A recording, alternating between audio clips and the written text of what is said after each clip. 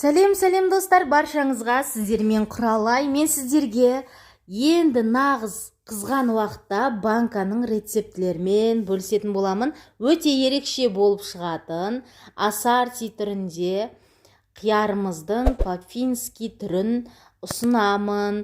Черри помидорын саламын ассортиға. Достар, барлық керек заттың бәрін описание бөліміне қалдырып өттім толықтай. Мені қолдап, маған қолдау көрсетіп, арнама тіркеліп қойыңыздар. Ал кеттік, бірге дайындаймыз. Қиярымызды мұздай суға 2 сағатқа қойып қоямыз. Екі жанын кескіндеп, әрине. Ары қарай қайнап тұрған суымызға шекер, тұзымызды, қышан тұқымдасы, яғни семена горчицаны саламыз. Суымыз бір қайнаған соң, 5 минуттан соң сірке суы, яблочный уксусты құйып жібереміз. Достар, қара бұрыштың горох түрінде қосуды ұмытып кетпеңіздер. Қиярымызды осындай размерде дөңгелек етіп, орташа қалыңдықта жұқа қылмайсыздар. Өздеріңіздің қалауларыңыз осылай туралап қайнап тұрған суға саламыз. Түсін әрине қияр өзгертеді. 10 минут қайнатамыз, жеткілікті. Достар, черри помидорымыздың үстіне, қызанағымыздың үстіне қайнап тұрған суды құйып 20 минутқа қойып қоямыз. Ары қарай қиярымыз дайын болды. Банкаларымызды ыстық қылып дайындап аламыз. Банканы мен духовкаға саламын, немесе күннің көзіне қыздырсаңыздар болады. Барлық қиярымызды теңдей бөлікте банкаларыма салып шығамын. Жарты литр қолдансаңыздар болады, мен 1 литрді қолданып жатырмын. Осылай салып шыққан соң үстінен қызанағымызды саламыз. Әрине теңдей бөлікке бөліп. Ары қарай өздеріңіздің қалауларыңызша ішіне ащы болгар бұрышын салсаңыздар болады, сарымсағымызды салсаңыздар болады.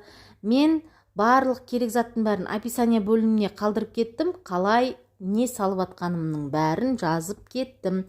Достар, осылай банкымызды түгелдеп ішіне салып болған соң, үстінен жаңағы суымызды құйып шығамыз.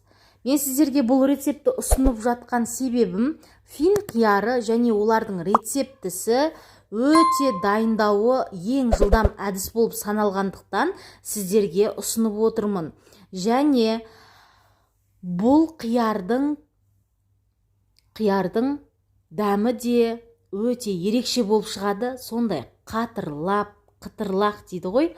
Фин қиярдың дәмді және дәстүрлі емес салтты деп атауға да болады. Өйткені біздің қазақтарда бұл рецептіні жиі қолданылмайды. Сондықтан сіздерге ұсынып отырмын, ерекше шығады, дүкендегіден де асып түседі. Өйткені үй жағдайында өздеріңіз дайындағандықтан дәмі ерекше болып шығады. Достар, бұл банканың ішіне капуста салсаңыздар да болады. Өте ерекше болып шығады. Достар, сіздерге кеңес етемін, осылай дайындап дастархандарыңыздың көркін беріп тұратын, дәмі ерекше болып шығатын, ерекше рецепті ұсындым сіздерге. Дайындап көріңіздер, және еш қорықпаңыздар, атылып кетеді, және иістеніп қалады деп. Жоқ, бөлме температурасында ойланбай сақтай берулеріңізге болады. Мен жылда осы әдіспен жабамын, неше түрлі ассортиларды жасап. Баршаңызға ас болсын, дайындап көріңіздер.